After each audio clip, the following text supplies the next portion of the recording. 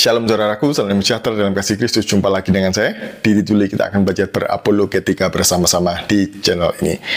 Masih belum lama kasus intoleransi yang terjadi di Padang Sarai dan juga Kediri di GKJW Mojoroto.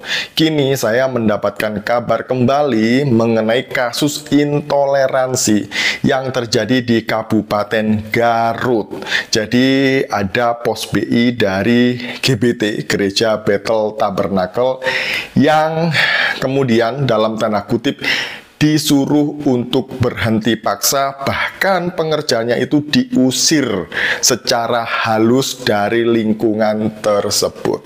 Saya mendapatkan berita ini dari TikToknya Sejuk. Jadi nanti saya akan kasih tahu siapa Sejuk ini ya. Nah, di sini judulnya adalah diskriminasi terjadi di Garut, pelayan Tuhan diusir, rumah doanya ditutup. Ini judulnya. Jadi di situ sekaligus ada gambar dari pos PI tersebut. Nah, kemudian di slide yang kedua berbunyi demikian. Umat Kristen di provinsi yang dipimpin Gubernur Deddy Mulyadi tidak berhenti mengalami diskriminasi.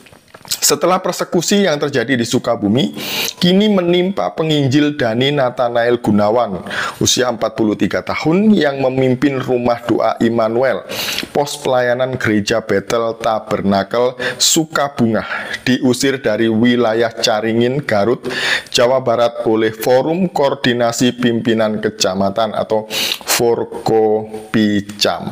Jadi ini jelas ya beritanya. Kemudian saya akan bacakan di bawahnya. Sabtu lalu, 2 Agustus 2025, Dhani Nathanael dipaksa menandatangani surat yang berisi: pertama, pengusiran dari Rumah Doa Immanuel di Desa Purbanyi, Caringin, Garut, yang ia tinggali sejak Februari 2024, sebagaimana surat keterangan tanda lapor SKTL dari Kantor Kementerian Agama Provinsi Jawa Barat.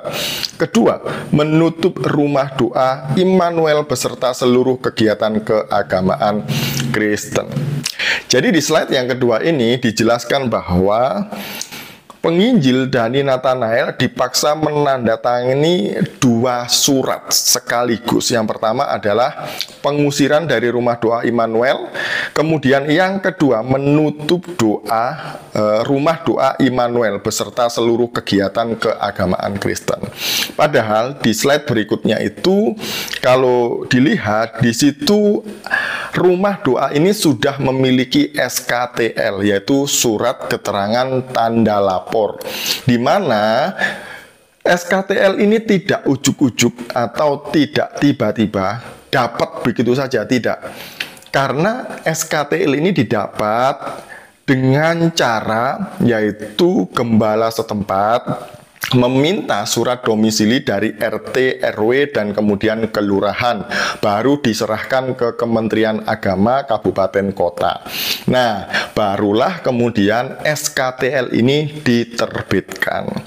Jadi, kalau sudah ada SKTL, artinya Rumah Doa ini sudah terdaftar di Kementerian Agama setempat, yaitu kabupaten atau kota, dan sudah mendapat izin dari RT, RW, dan juga kelurahan. Nah, pertanyaannya, kalau sudah mendapat SKTL, sudah mendapat izin dari warga setempat, kenapa kemudian ditutup secara paksa oleh Forkomimca tadi itu ya, baik itu camat dan aparat yang jajarannya begitu ya. Jadi ini sebenarnya adalah diskriminasi ya, atau intoleransi juga. Apakah mungkin ini ada tekanan massa sehingga terjadilah penutupan secara paksa Rumah Doa ini? Nah, saya tidak tahu secara pastinya karena memang tidak menghubungi yang bersangkutan. Tapi menurut yang ada di sini ada surat bersama. Jadi ini ada surat kesepakatan bersama. Saya bacakan ya. Surat kesepakatan bersama itu isinya demikian. Kami, Forkopimca, Kecamatan Caringin beserta MUI dan pengurus gereja Bethel Tabernakel Rumah Doa Immanuel Pos Pelayanan Gereja Bethel Tabernakel Sukabungah bersepakat untuk. Nah, kesepakatan ini dari pihak gereja secara sukarela atau memang dipaksa. Karena tidak mungkin ya gereja setempat kemudian dalam tanda kutip menyerahkan dirinya untuk menutup tempat ibadah itu kalau tidak ada reaksi dari warga sekitar atau warga luar atau tidak ada tekanan begitu ya. Jadi kemudian muncullah surat tanda tangan bersama atau kesepakatan bersama. Bunyinya, 1. Menutup Gereja Bethel Tabernakel Rumah Doa Immanuel Pos Pelayanan Gereja Bethel Tabernakel Sukabungah ataupun kegiatan lainnya yang berhubungan kegiatan agama Kristen. 2. Penutupan Gereja Bethel Tabernakel Rumah Doa Immanuel Pos Pelayanan Gereja Bethel Tabernakel Sukabungah ini berlaku mulai tanggal 2 Agustus 2025 apabila pemilik rumah akan mendirikan kembali agar menempuh perizinan sesuai dengan undang-undang dan atau peraturan yang berlaku. 3. Agar seluruh warga masyarakat menjaga toleransi antar umat beragama dan tidak melakukan tindakan anarkis ataupun tindakan lainnya yang dapat menganggap situasi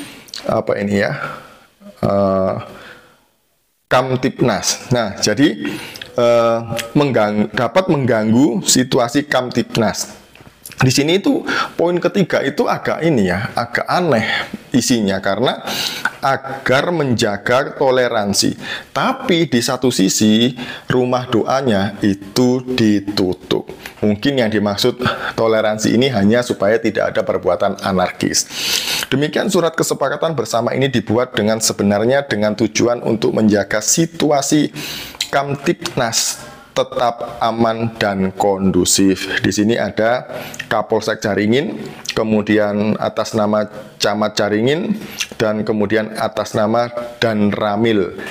Nah, jadi sudah jelas sekali di sini ya bahwa surat kesepakatan ini dibuat ya seperti itu.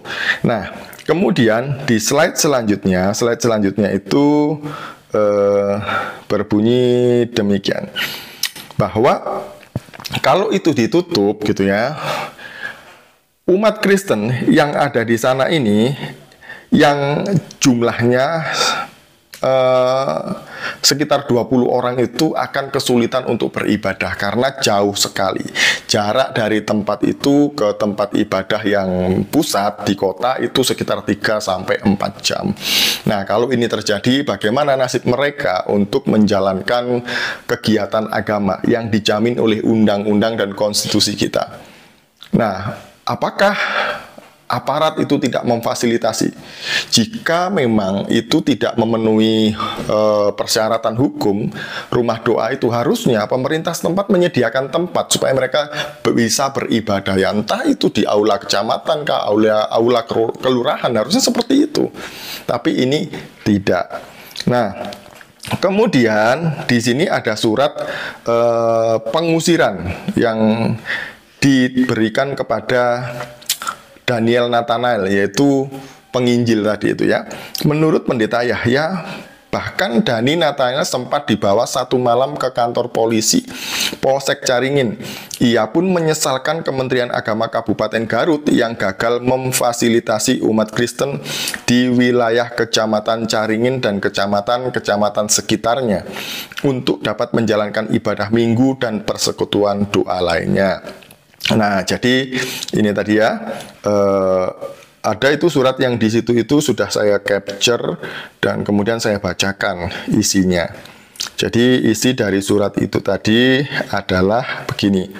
Saya perbesar dulu. Surat pernyataan yang bertanda tangan di bawah ini nama lengkap Dani Nathanael Gunawan, tempat tanggal lahir Subang ya, kemudian pekerjaan wira swasta agama Kristen, alamat Kampung Kamarung Utara RT 25 RW 27 Kelurahan Kamarung Kecamatan Pegaden Kabupaten Subang.